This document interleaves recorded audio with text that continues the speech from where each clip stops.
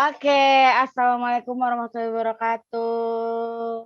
Selamat Wala pagi, siang, sore, malam, Kakak Nanda. Waalaikumsalam, Kak Endang. Iya, terima kasih Kak Nanda untuk waktunya, sudah mau meluangkan waktunya untuk berbagi bersama kita di sini, tentunya di Ngomen, ngobrolan bareng Rumah Mentari, episode 14 dengan judul Kuliah Jauh dari Rumah Siapa Takut. Dari judulnya terlihat dong ya, pembicara atau narasumber kita pada Ngomen kali ini tentunya pasti mahasiswa merantau. Menjadi mahasiswa yang menimba ilmu di tanah rantau itu pasti banyak sekali kisah-kisah, dan pengalaman unik yang bisa dibagi dengan teman-teman lainnya. Sebelum kita, melangkah lebih jauh lagi, mungkin buat teman-teman di luar sana yang belum subscribe, langsung subscribe, jangan lupa, karena setiap bulannya kita memberikan konten-konten yang tentunya pasti menarik gitu. Jangan lupa di-subscribe, like, dan share ke semuanya gitu. Oke, sebelumnya kita mungkin perkenalan dulu kali ya, teman-teman di luar sana kalau belum kenal. Ini adalah Kak Nanda Wijayanti. Ya, Eee, iya mungkin Kak Nanda bisa langsung perkenalan aja Kak, langsung. oke Kak Endang. Nah, teman-teman perkenalkan saya Nanda Wijayanti. Saat ini saya, mahasiswa magister profesi psikologi di Unika. Oke. Kalau asalnya dari mana nih Kak Nanda nih? Nah, kalau sukunya saya sih sukunya Jawa, cuman kalau domisili orang tua dan lahirnya saya itu di Lampung, Kak Endang. Di Lampung tuh Lampungnya yang pelosok banget. Oke. Jadi udah berapa lama nih Kak, jauh dari orang tua? Atau berapa Saya lama udah merantau? Saya itu merantau pindah sekolah itu dari SD, itu nggak bareng orang tua saya. Jadi saya dititipkan di nenek saya itu dari SD kelas 5. Jadi kalau sekarang mungkin sekitar 12 tahunan ya, hampir jalan 12 tahunan lah, Kak. Oke. Tapi selama rantau ini pasti ada pulangnya ya, bertemu dengan keluarga ya? Ada dong, ada pulangnya. Kalau saya pulang tuh biasanya 1 tahun sekali waktu Idul Fitri aja. Oke. Mungkin bisa menceritakan sedikit Kak, tentang dulu itu waktu SD kelas 5 ya tadi ya? Mhm, Nah itu betul. kenapa sih, SD itu udah memutuskan untuk merantau itu tuh gimana cerita awal mulanya? Jadi gini Kak Endang, keluarganya saya tuh emang kayak gitu. Jadi saya punya kakak saya tuh juga dari SD, itu udah merantau, SD kelas 5 itu udah dibawa ke Ambarawa, rumah nenek saya itu di Ambarawa, udah dibawa ke Ambarawa, sekolah di Ambarawa kayak gitu. Karena orang tua saya tuh berpikir bahwa pendidikan di Jawa itu jauh lebih baik daripada di Lampung, seperti itu. Jadi saya mengikuti jejak kakak saya nih untuk ikut merantau juga di kelas 5 SD, dititipkan sama nenek saya. Di sini kan juga keluarga bapak saya tuh kebetulan ada di Ambarawa semua kan. Jadi mungkin misinya bapak saya juga salah satunya adalah mendekatkan saya dengan keluarga bapak saya. Jadi kalau orang Jawa bilang tuh biar nggak kepaten obor gitu, Pak. Artinya? Artinya ini bukan orang Jawa ya ini. Enggak, maksudnya penonton kita itu kan dari banyak suku ya. Mm-mm. Jadi, ada yang bukan Jawa nih, jadi mungkin bisa artinya apa itu Kak Nanda? Kepaten obor. Tahu nggak Kak Endang obor itu apa? Obor itu yang ini kan, lilin dari bambu itu kan? Nah, ya lilin dari bambu. Nah, kalau kepaten obor tuh eee, biar tidak kehilangan cahayanya ya, biar tidak kehilangan keluarganya, seperti itu, Kak. Oke. Jadi memang dari tradisi keluarga ya merantau itu. Mhm. Dan ada statement yang dari ibunya Kananda bahwa pendidikan di Jawa itu lebih baik gitu. Nah, Iya benar. kenapa kok akhirnya ini kan sudah besar nih ya, udah dulu SD ke kelas 5 mungkin masih bisa untuk disuruh-suruh gitu kan. Kalau sekarang kan pastinya Kananda bisa memikirkan. Kenapa sih, atau apa sih yang didapat dari merantau ini? Banyak ya yang jelas kalau yang saya dapat dari merantau, apalagi udah 12 tahun saya merantau jauh dari orang tua, apa-apa juga sendiri kan, meskipun sama keluarga ya, tapi kan rasanya tetap beda sama orang tua sendiri. Pasti kayak keberanian, rasa percaya diri, itu beda banget sih, Kak, pastinya. Kalau yang saya rasa sih itu, lebih berani, misal ya Kak, saya itu kelas 2 SMP, itu sudah berani pulang ke Lampung, naik bis sendiri, itu sudah berani ya, perempuan berani tidak berani gitu. Gimana lagi, kalau enggak bisa pulang dong, nggak bisa lebaran bareng ibu dong, saya sih kayak gitu. Ah, berarti, ini Kananda anak keberapa, Kak? Saya anak kedua dari 4 bersaudara.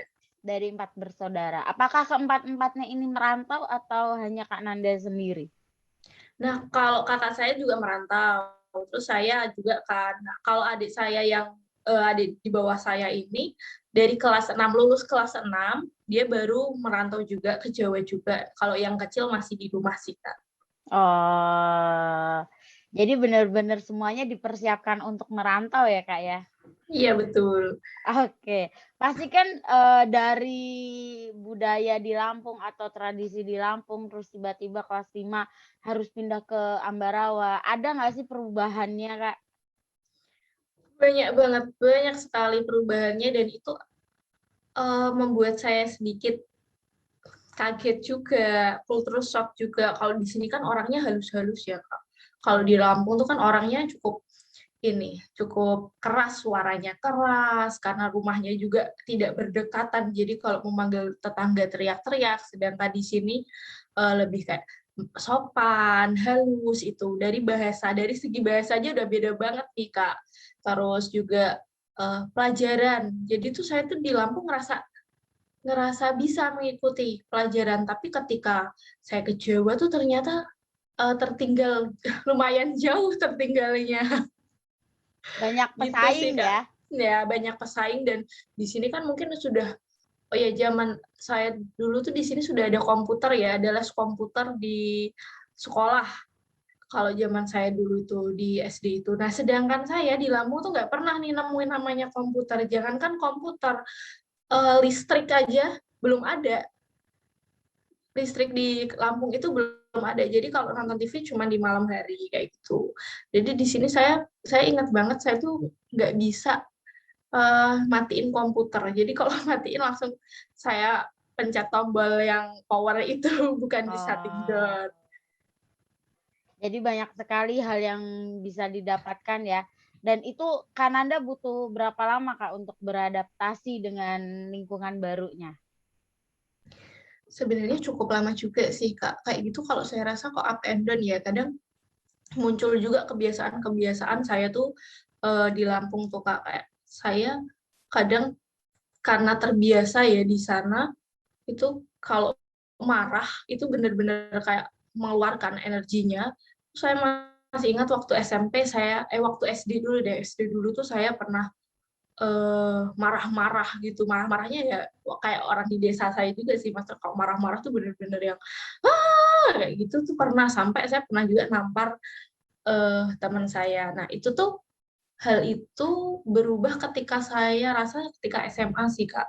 Mulai bisa beradaptasi, mulai bisa, "Oh, aku harus berubah nih biar punya teman, biar banyak yang lebih nyaman sama aku," kayak gitu sih, Kak.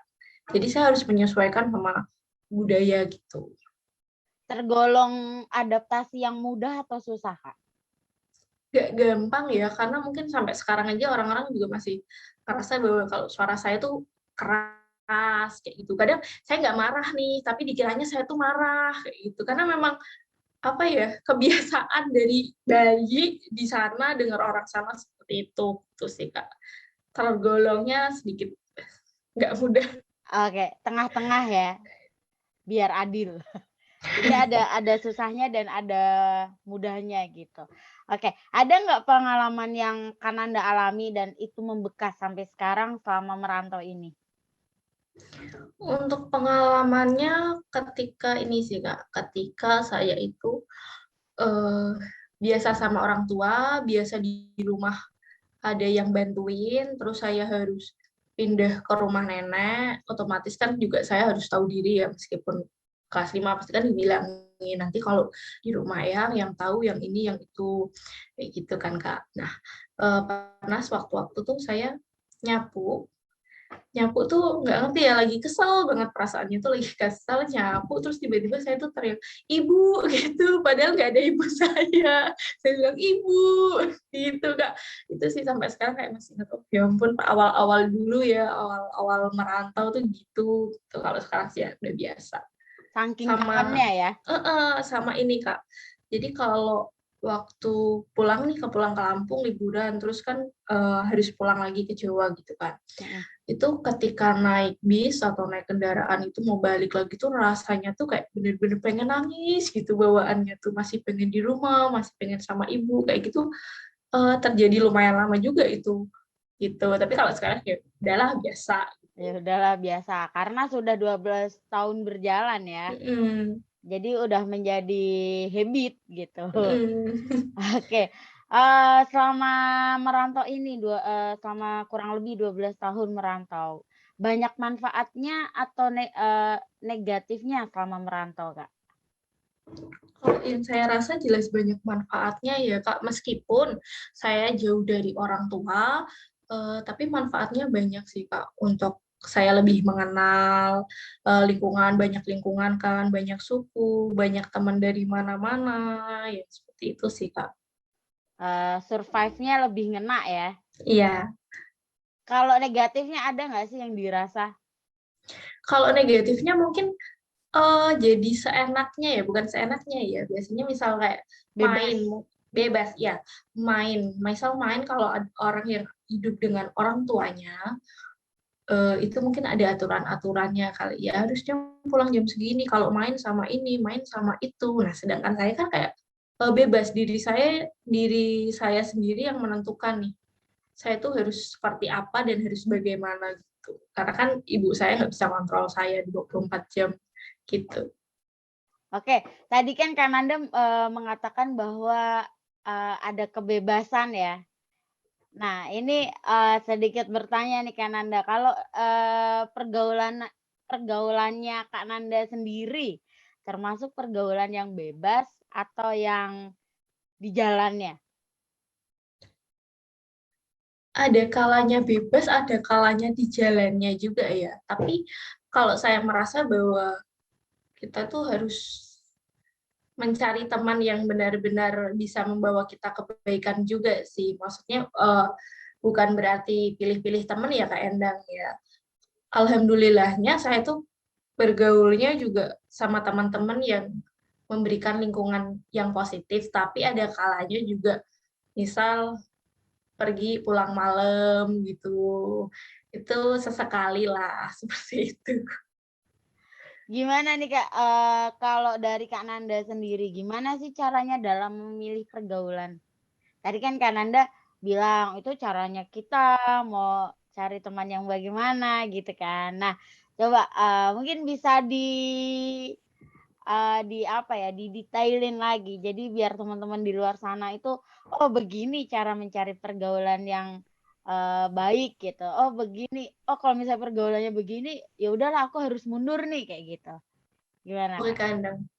Kalau saya mesti mencari teman yang satu value sama saya, yang satu frekuensi juga, biar nyambung, biar gampang. Dan saya ngelihat juga sih, misal arahnya ini tuh mau bagaimana. Alhamdulillahnya tuh teman-teman saya, kalau saya memang mencari teman tuh nggak banyak, teman saya tuh nggak banyak, cuman saya rasa benar-benar berkualitas nih teman saya. Kayak misal ya misal kuliah kayak gitu, kita juga menyibukkan diri nggak cuman ngafe-ngafe aja, tapi juga berusaha tuh membuka usaha apa atau mencari pekerjaan apa, sehingga kita kita tuh terbentuk di lingkungan itu gitu loh Kak.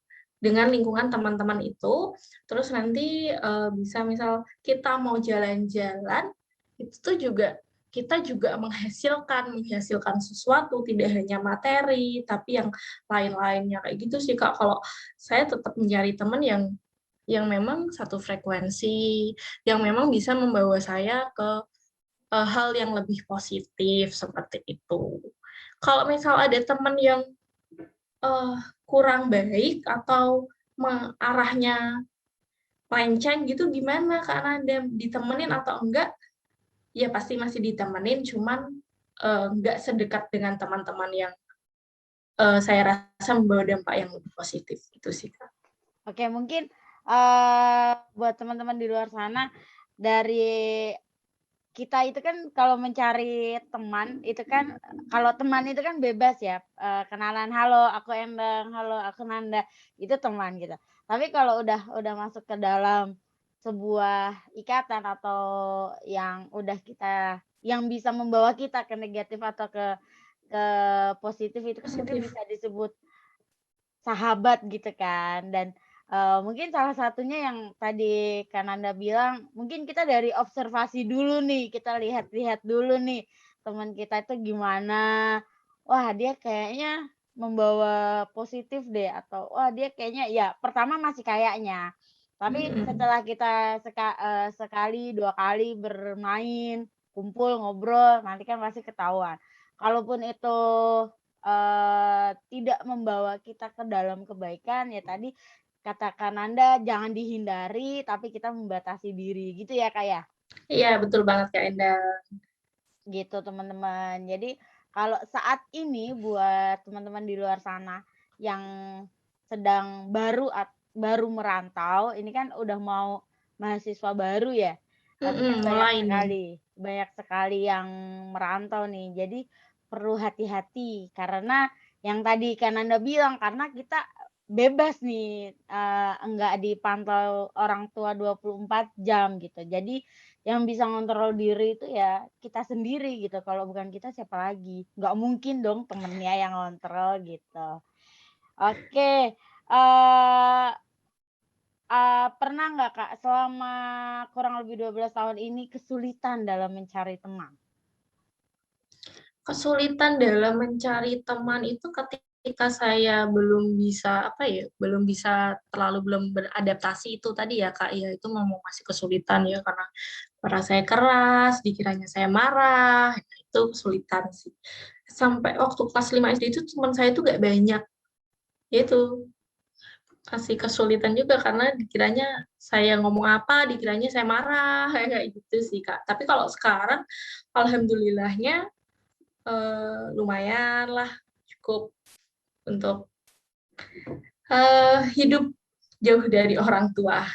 Oke, mungkin kalau kesulitan tadi yang Kak Nanda bilang dari segi intonasi ya, Mhm. kalau dari bahasa sama nggak sih Kak? Kalau Jawa sama Lampung? bahasa kalau bahasa kebetulan lingkungan saya itu ini, lingkungan saya di Lampung itu Jawa semua, Kak, Jawa. Mmm, Jadi kalau di Lampung itu lingkungannya kayak berkelompok-kelompok orang, ada orang Jawa, ada orang Sunda, ada orang Lampung asli, ada orang Balian, gitu tuh misal satu desa tuh, sendiri-sendiri gitu. Nah, kebetulan kalau desa saya itu kebanyakannya orangnya Jawa Timur, gitu. oh jadi ketika atau ketika merantau ke Jawa nggak kesulitan ya orang-orang bicara bahasa Jawa, Kalau bicara bahasa Jawanya nggak kesulitan, intonasinya yang kesulitan. intonasinya, karena takut salah persepsi dengan Mhm. orang-orang Jawa gitu. Oke, pernah nggak Kak ngalamin homesick? Pernah dong, pasti Pernah pernah ya? lah. Pernah Pasti ya? pernah, kangen rumah, pengen pulang, tapi ya gimana, eee, ya gitulah Kak, pernah pernah ngerasa kangen banget, kadang ya sampai nangis, gitu juga pernah.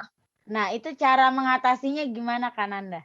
Kalau saya biasanya ini Kak, membanyakin aktivitas biar nggak terlalu kangen rumah. Dan sekarang kan ada handphone ya, udah modern juga ya, nggak kayak zaman dulu bisa telepon ibu, bisa video call sama keluarga, keluarga sama kakak saya juga, sama keluarga semuanya bisa video callan kayak gitu sih Kak. Jadi, lewatnya cara mengatasi homesick-nya itu dengan video call-an ya? Sama banyakin aktivitas biar nggak kangen orang rumah terus. Biar nggak keingat. Iya. Oke, tadi kan ada caranya kan dengan menjaga komunikasi dengan orang tua. Kananda ini tipe anak yang selalu memberikan kabar orang tua atau yang menunggu orang tua menelpon, Kak? Nah, kalau saya itu tipikal anak yang selalu kabarin orang tua, selalu cerita ke orang tua apapun yang saya alami kayak gitu. Misal dalam seminggu itu ya sering banget lah Kak, hampir setiap hari malah teleponan sama ibu saya, teleponan sama kakak saya, itu masih dan itu sudah terjadi hampir belasan tahun ya, berarti 12 tahunan ya, saya melakukan, ritme yang sama. Selalu menghubungi orang tua, menghubungi ibu saya, kakak saya, itu pasti. Kalau susah juga, curhatnya ke ibu, gitu. Oh, jadi termasuk hal yang penting ya berkomunikasi dengan keluarga itu? Oh, penting banget kalau buat saya ya, itu sangat penting karena bisa, apa ya, bisa membantu yang mengerti saya lah. Selain teman terdekat di sini, keluarga di sini, juga pastinya orang tua dan, apa ya, tidak ada orang tua yang menjerumuskan anaknya kan, Kak, ya. Jadi gitu, misal ada apa, butuh apa gitu kan, telepon ibu, minta saran, seperti itu sih, Kak. Itu masih tetap meskipun jarak dan jarang banget ketemu kan, terhitungnya misal dalam 12 tahun mungkin saya baru ketemu ibu saya tuh berapa kali kan gitu kan, Kak. Nah, seperti itu, tapi nggak membuat saya terus jauh dengan ibu saya itu enggak. Oke, mungkin kan, kalau dilihat kan Anda ini kan aktif sekali ya untuk berkomunikasi dengan orang tua. Mungkin sedikit tips, Kak, buat teman-teman di luar sana biar komunikasinya itu, terjalin terus gitu kan, nggak yang, contoh saya sendiri ya, saya Mhm. sendiri pun meskipun satu rumah sama orang tua ya memang tidak harus yang, apa ya, nanya atau apa itu kan suka ketemu gitu kan, tapi kalau lagi di luar, ketika nggak di rumah nih, saya tuh tipe orang yang biar orang tua yang menghubungi gitu kan. Nah, gimana nih cara menimbulkan biar aku tuh anak, aku tuh harus ini ke orang tua gitu, gimana, Kak? Kalau Kak Endang biar ini ya Kak, biar dihubungin disuruh pulang ya Kak ya. Oke Kak Endang, jadi kalau saya, tanamkan ke pikiran saya juga, bahwa saya anak berkewajiban untuk, berbakti kepada orang tua, menyayangi orang tua juga, sebaliknya orang tua juga menyayangi anaknya kan pastinya. Nah, dengan saya itu kan jauh ya, mungkin kalau Kak Endang yang deket bisa nih ngasih apa, pagi ke ibunya, nemenin ibunya makan, ngeteh bareng, itu kan bisa. Nah, sedangkan saya kan jauh. Nah, apa sih yang bisa kita lakukan lagi kalau nggak membangun komunikasi yang baik gitu. Memang, mungkin buat yang komunikasi sama orang tuanya kurang dekat, kurang intens, rada sulit ya, tapi harus kita biasakan juga nih, misal Eee, nelpon sebentar aja nggak masalah, atau nanti kan lama-lama terbiasa nih, Kak, nanyain kabar, pasti orang tua seneng banget dong ditanyain, "Kabarnya gimana nih, Bu? Lagi apa?" Pasti kan seneng banget nih. Nah, dengan kayak gitu juga saya berpikiran bahwa, insya Allah orang tua saya itu ridho dengan, jalan saya di sini gitu loh, Kak.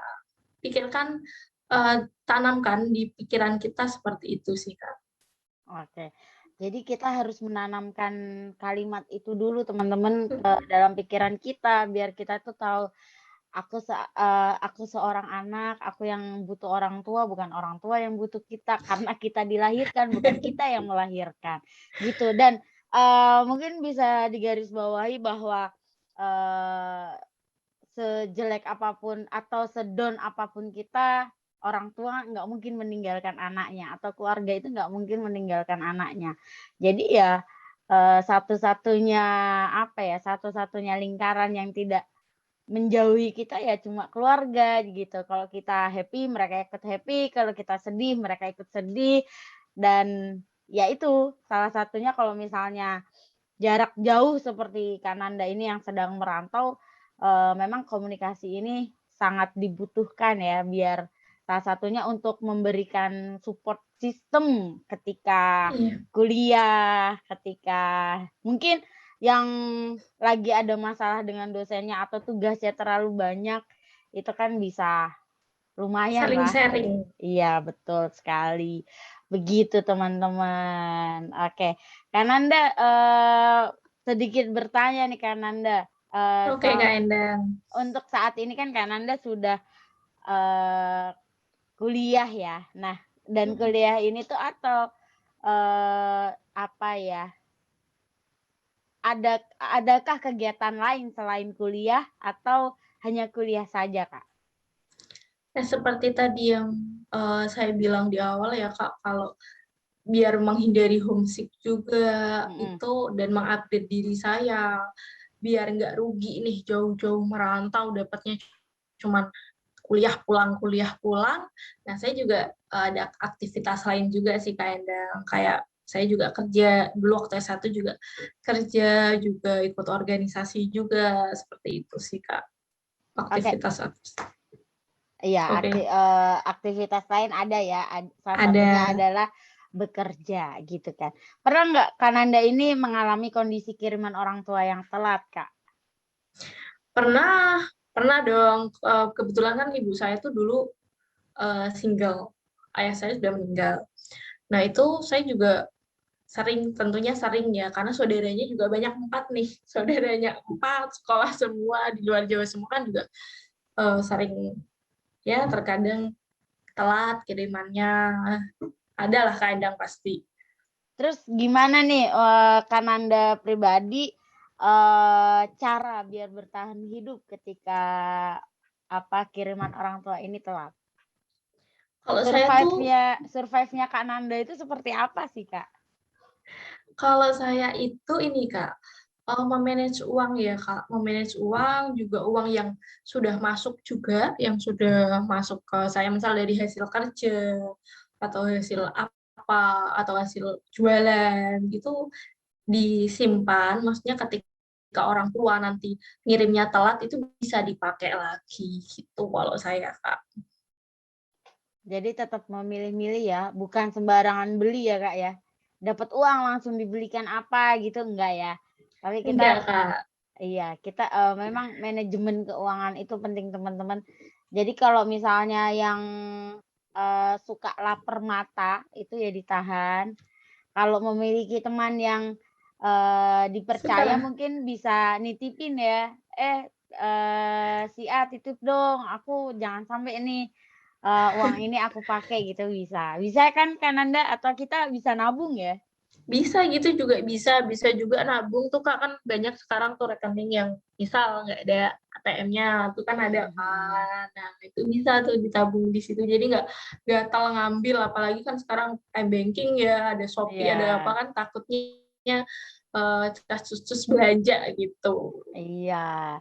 Dan kalau misalnya ingin menambah lagi uang jajan, ya tadi Kak, seperti Kananda bekerja, mungkin bekerja yang freelance aja yang bisa, disambi dengan kuliah ya. Tapi tetap Mhm. tapi tetap kuliah nomor satu ya, Kak, ya? Tetep dong, karena kan kewajiban kita kan kuliah kan, orang tua juga udah biayain mahal-mahal buat kuliah, banting tulang kan. Jadi kita juga misal mencari hal lain di luar kuliah, itu tetap kita harus komit sama, apa yang jadi kewajiban utama kita sebagai mahasiswa, gitu sih, Kak Endang. Nah, itu teman-teman mungkin bisa ini kali ya, bisa di-record ya tadi yang dibicarakan Kananda. Ini penting sekali buat teman-teman di luar sana yang sedang merantau karena, sering sekali atau, jangankan orang merantau ya, saya pribadi yang di rumah aja Mhm. sering sekali uang jajan itu habis. Dan manajemen keuangan itu memang, penting banget nih buat bertahan hidup ke depannya. gitu. Oke. Eh, ada lagi nih Kak, gimana sih Kak caranya agar bisa menjaga diri dan tetap berada di lingkungan positif? Tadi kan Kak Nanda pernah, sudah mengatakan bahwasanya, aku akan menarik diri atau aku akan membatasi diri ketika lingkungan itu tidak positif atau tidak menimbulkan manfaat buat kita gitu kan. Nah, itu gimana Kak caranya biar kita bisa menjaga diri kita sendiri? Pertama, kalau saya karena saya muslim juga ya, Kak. Itu banyak kan mendekatkan diri, nggak hanya buat muslim juga sih, banyak kan mendekatkan diri kepada Tuhan, agar agar kita lebih terjaga juga, seperti itu. Kalau saya banyak ngikutin kajian-kajian juga, mencari lingkungan yang positif, banyakin kegiatan yang positif, tuh harus. Kadang kan kalau kita cuman, apa ya, istilahnya cuman gitu-gitu aja, banyak yang kosongnya akhirnya diajak main nih sama temennya.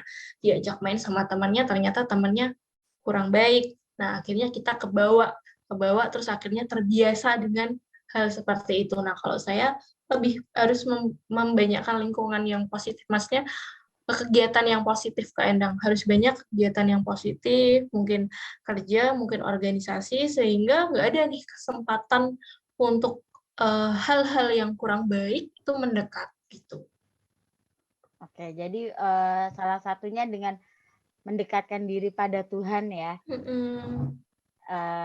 selain itu juga, ya kita sendiri juga sih yang harus belajar, namanya orang merantau itu kan survive. Jadi kita coba-coba aja, kalau misalnya, wah salah, kita mundur, kalau wah benar, kita teruskan, kayak gitu mungkin.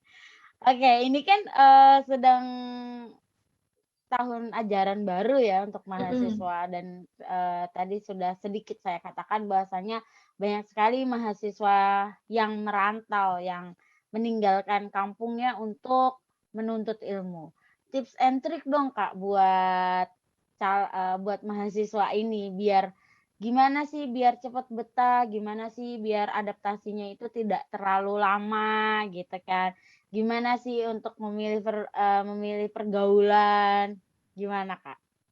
Oke, untuk tips and tricks-nya untuk mahasiswa-mahasiswa baru, yang pertama adalah membuka diri, tapi juga harus mengkontrol diri ya.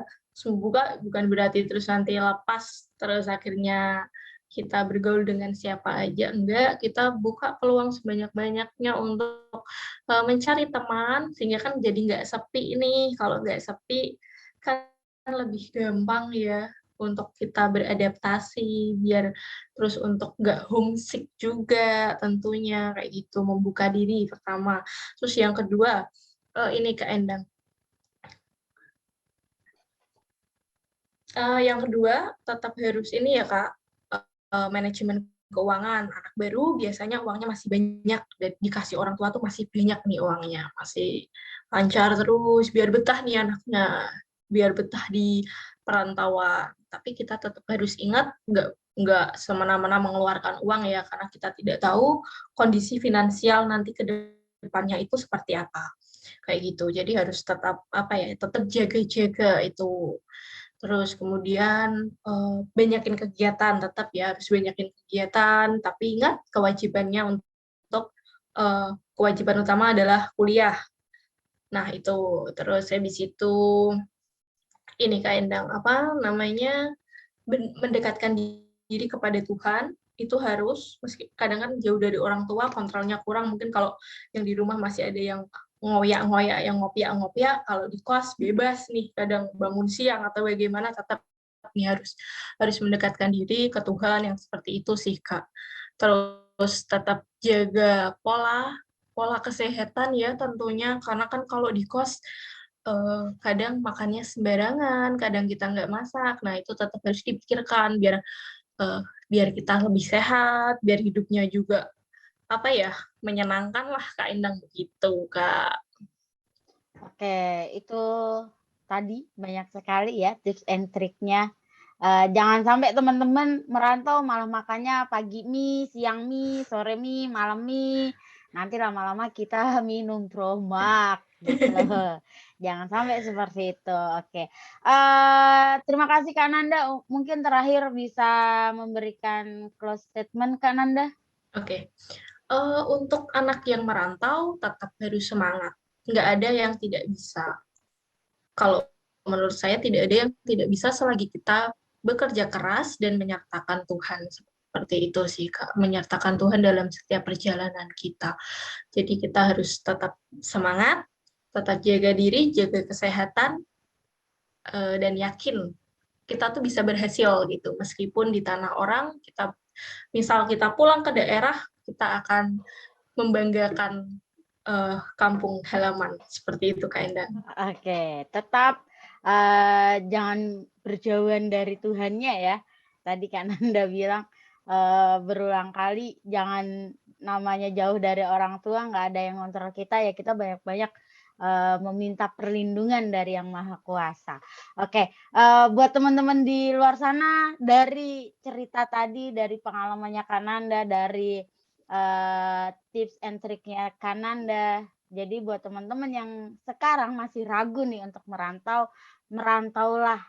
Karena merantau itu akan memberikan banyak pengalaman hidup gitu kan. Pergilah sejauh mungkin tapi jangan lupa untuk pulang. Kembali dengan keluarga di rumah. Terima kasih Kak Nanda untuk waktunya. Terima kasih, Kak Endang. Ya, sudah mau berbagi dengan kami di Ngomen episode 14. Mungkin next kita bisa berbagi dengan konten-konten yang lain ya Kak Nanda ya. Oke. Sehat selalu Kak Nanda. Dan saya akhiri, saya Endang MC, pamit undur diri. Wassalamualaikum warahmatullahi wabarakatuh. Waalaikumsalam, Kak Endang.